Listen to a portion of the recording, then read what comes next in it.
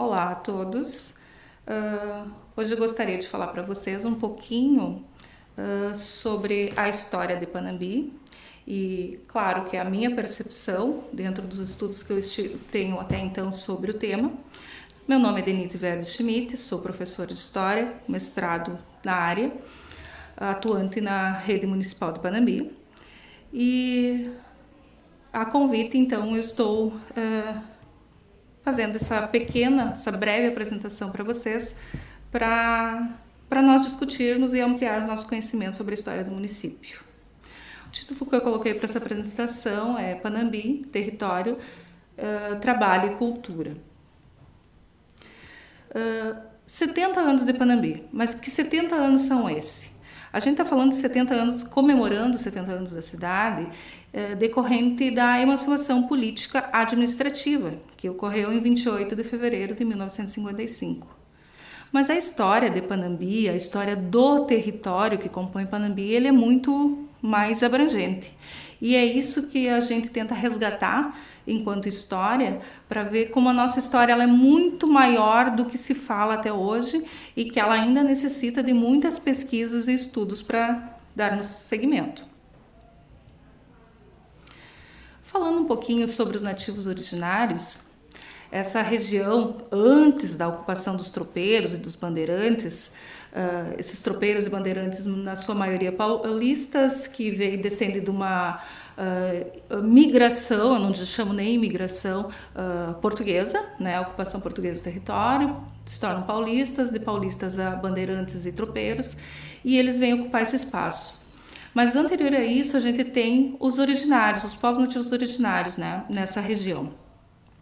E o que é importante nessa região, essa região que compreende o território do Panambi? É a riqueza da araucária, né, o pinhão, e a erva mate. O pinhão é alimento por excelência desses nativos originários, principalmente nesse período de inverno, que é um alimento assim, altamente calórico, né? E tanto que há relatos que havia, às vezes, embate entre grupos para ver quem conseguia dominar uma região que tinha muita araucária. Depois da implantação das reduções jesuíticas, esse território que compreende Panambi, ele vai estar dentro da abrangência da redução de São João Batista. Essa redução ela ficava na cidade de Entre Juiz. Como a gente pode ver aqui no mapa, né? Ali onde ficaria então essa redução e o território. A gente, quando pensa nas reduções, a gente nunca pode pensar apenas na parte de construção. A gente tem que pensar em toda a parte que eles tinham vacas de leite, eles tinham essa parte da coleta da erva mate, a parte de arvoredos. Então, são territórios muito grandes. Tem relatos porque as reduções elas foram altamente planejadas. Num livro do professor da UPF, que me fugiu o nome, ele fala sobre a questão da erva mate e ele fala também dessa organização das reduções. Cada redução tinha que ter em torno de 50 vacas leiteiras, né, para organizar toda essa questão a economia dentro de uma redução. E a erva mate foi um produto de extrema importância que eles levavam para exportação. Depois disso, a gente fala então da fundação de Cruz Alta, né? Panambi, esse território pertencia a Cruz Alta depois da criação do município de Cruz Alta, né?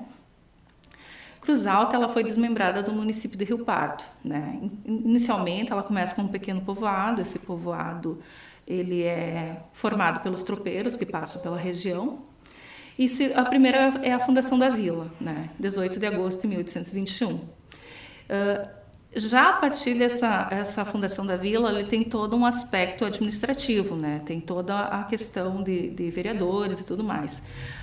Mais elevado a município só foi em 12 de abril de 1879. Então, esse território de Panambi pertencia ao município de Cruz Alta. E aqui eu trago para vocês, eu sei que o mapa ele não está tão visível assim, mas é um mapa interessante porque é a fotografia do mapa que ele não tem muitos lugares para pesquisa, que é um mapa de quando começa a Guerra Farroupilha, né, em 1835. E dá para perceber bem o tamanho do território de Cruz Alta.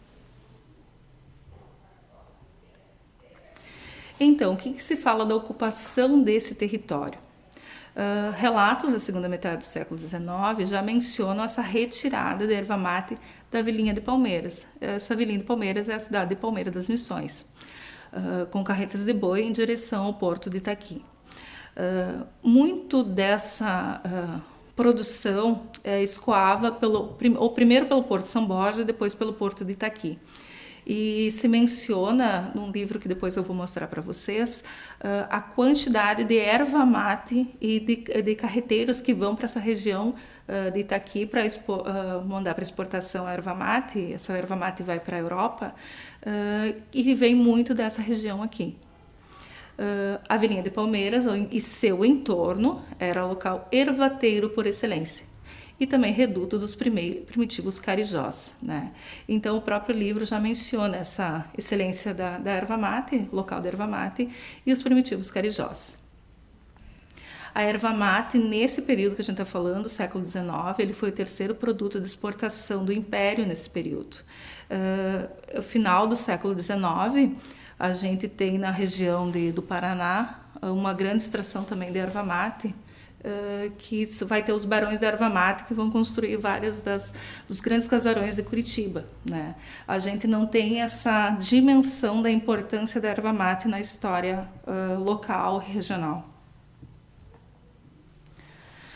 Os lusos brasileiros no território, né? Então a gente já passou pelos nativos originários, a gente tem uma pequena parcela dessa história das reduções, que também não é muito mencionada, e a gente então vai para essa questão dos lusos brasileiros. No trabalho da professora Eliane, se eu não me engano, ela fala que a partir dos 1820 a gente vai ter uma grande população e ela fala de em torno de 500 habitantes nesta região, né? E eu, claro, estou citando aqui para vocês os que a gente mais menciona, mas a revista do arquivo aqui de Panambi tem vários nomes de pessoas que ou que venderam terras ou que moravam aqui e que a gente pode ver essa colonização luso-brasileira da região. A gente tem então o Manuel da Encarnação, paulista, que se tornou fazendeiro. Em alguns documentos a gente vai encontrar a palavra estancieiro, tá? Francisco Manuel de Barros, proprietário de um engenho de farinha e sesmaria, trabalhava com o comércio de sal, tanto que ficou conhecido como Chico Saleiro. O João Luiz Malheiro, que produzia farinha de mandioca, tinha uma tafona, e era dono de uma loja de secos e molhados. Depois disso, a gente então parte para essa imigração de origem alemã, que é o que é mais sempre tem uma grande visibilidade na cidade. A gente reivindica muito essa história da imigração alemã. E então a gente tem essa instalação da colônia, 1989, mas a gente que tinha esse nome com essa ideia, essa tentativa de trazer os imigrantes alemães. Só que quem que vai ser os primeiros a chegar nessa colônia? Os imigrantes das colônias velhas.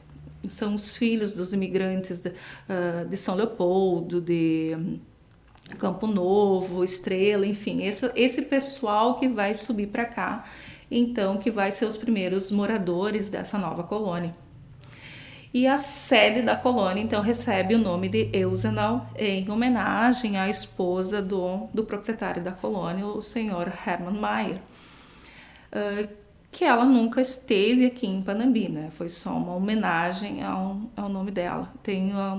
Ela está entalhada no pórtico que está na praça hoje em dia.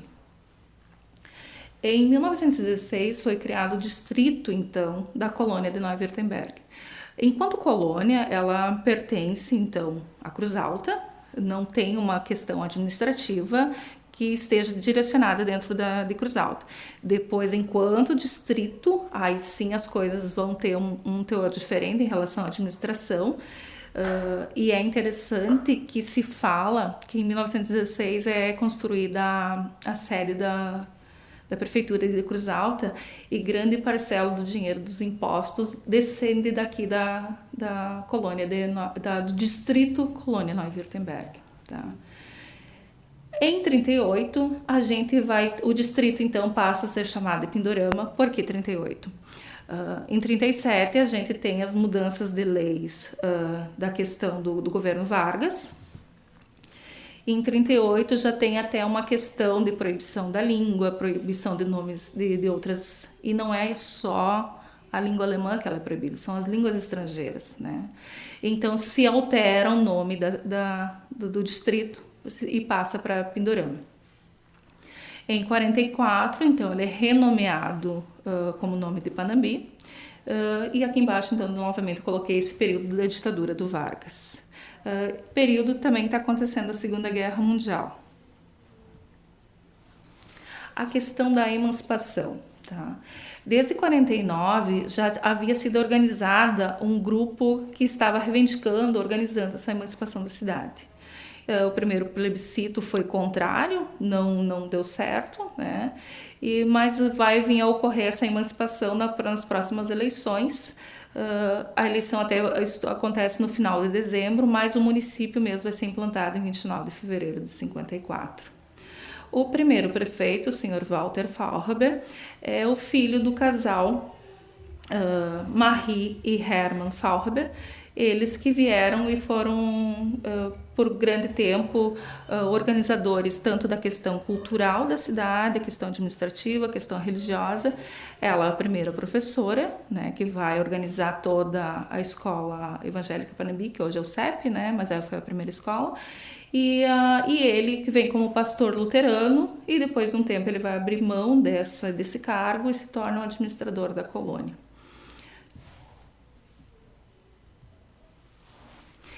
E aqui eu quero colocar para vocês, então, alguns questionamentos em torno dessa história que a gente coloca para vocês. Cidade das borboletas azuis, e eu brinco com os meus alunos, há quanto tempo a gente não vê uma borboleta azul, né? É borboleta, é mariposa, esses questionamentos. Cidade das máquinas, por muito tempo a gente usou esse slogan, né? Mas somos uma cidade de máquinas ou de pessoas? Ou somos pessoas que produzem máquinas que trabalham? Que questionamento, que slogan é esse que a gente vai usar? Cidade do Käsekuchen, um bolo de requeijão que a gente gosta muito, eu pelo menos gosto. Mas é somente essa a nossa culinária? Essa culinária que vai nos representar para os outros municípios, para o nosso estado? Não estou dizendo que nenhum é correto ou que é falso, são questionamentos que devemos pensar. Por quê? Porque um slogan ele constrói a identidade de uma cidade, de uma população. A questão da cultura. O discurso cultural da formação da cidade de Panambi demonstra a permanência de certos ritos, tradições e pensamentos. O que eu quero dizer com isso? Panambi ele se constrói dentro desse discurso de trabalhador, empreendedor, a questão das empresas, e sim, nós somos o terceiro polo metal mecânico do estado. A gente tem essa ideia voltada para o trabalho e isso é louvável. Nós temos essa relação com a fé, e daí se a gente olha para a fundação da colônia, Neu-Württemberg, a gente vê junto com essa fundação 13 igrejas que vão iniciar todo esse processo, também junto com a colonização, que é a Igreja Católica, a Igreja Luterana e a Igreja Batista. Né? Esse nosso discurso de fé que está dentro dessa ideia também de cultura. Mas nós precisamos pensar nessa cultura com as mudanças que a gente está encontrando nesses últimos anos. A nossa cidade, ela ampliou. Eu gosto de dizer que a nossa cidade, ultimamente, nos últimos anos, ela é mais colorida, né? Colorida no sentido que a gente está abraçando, a gente está recebendo novos imigrantes, né? E essa predominância, esses imigrantes, na sua grande maioria latinos, né? Com predominância dos venezuelanos. E como a gente vai acolher essa população? Com que discurso a gente vai acolher essa população?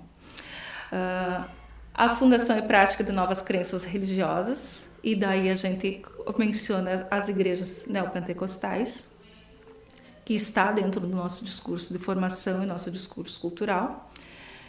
E nós também temos que olhar para essa parte empreendedora, já que Panambi foi reconhecida como capital da pós-colheita de grãos com a Lei 14.953, de 9 de setembro do ano de 2024. Nós temos esse título, né? Já que a gente é uma cidade empreendedora no sentido de indústrias e essas indústrias voltadas para o pós-colheita. E aqui eu coloco para vocês questões para a gente pensar. Como vamos dar continuidade ao crescimento de Panambi, ao mesmo tempo em que acolhemos os novos imigrantes, porque a gente tem dentro do próprio território, que chegam ao nosso município? Como vamos trabalhar e integrar essa nova diversidade cultural através do slogan da cidade? Então, depois dessa breve fala que eu fiz para vocês, eu gostaria de mostrar alguns livros que eu acho que é interessante a gente ter acesso e até para fazer essa parte da pesquisa. Um que eu gosto muito, claro que é um livro extremamente denso, mas é uma pesquisa muito bem feita, que é o livro da professora Neumann. Para ajudar vocês, pesquisem ele, baixem ele em PDF, e daí quando vocês têm algum tema para pesquisar, vocês conseguem ir diretamente no ponto que vocês interessam, né? Este livro aqui, da família Knorr, 100 anos de história, é muito interessante por causa de uma coisa que os alunos sempre perguntam, principalmente quando eu conto a história da cidade, assim, para eles, a gente conversa sobre isso, que é sobre uma das casas mais antigas, ou se não a mais antiga do Panambi, que é a casa da família Fowler, né? Que foi construída pela família Knorr. E essa parte, fotos internas da casa, né, que é uma casa toda de madeira, que é um patrimônio da nossa cidade, né, que é assim muito interessante, que faz parte da história de Panambi. Outro livro que eu achei muito bom de ler, que ele não é sobre Panambi, mas menciona essa parte da erva mate, da Avenida Palmeira, dessa questão dessa região ser uma região ervateira por excelência, que fala sobre os italianos descendentes na região da fronteira, mas que vai abarcar um pouco da nossa história. E um livro, uma revista de uma pesquisa muito boa, que eu indico sempre, é a revista do Museu de Panambi, né, que tem muitas fotos, imagens que dá para se pesquisar, né, e quando a gente quer ver essa parte da questão administrativa, onde sai os 70 anos, a partir da página 69 a gente vai ter toda essa questão cronológica dos prefeitos, dos símbolos, da imagem do primeiro prefeito chegando depois da vitória, essa questão mais administrativa. Então essas são as minhas indicações para vocês. Espero ter ajudado, fico à disposição. Muito obrigada.